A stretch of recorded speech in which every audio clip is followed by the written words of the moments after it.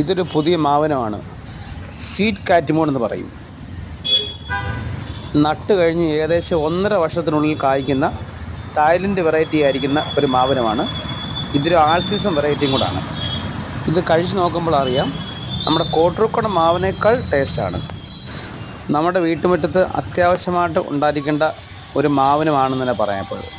അത്രയും പ്രചാരത്തിലായിക്കൊണ്ടിരിക്കുന്ന ഒരു മാവനമാണ് ഈ സ്വീറ്റ് കാറ്റിമോൺ. ഇതിൻ്റെ കായ്ച്ച തൈകളൊക്കെ നമ്മുടെ ഫാമിലുണ്ട്.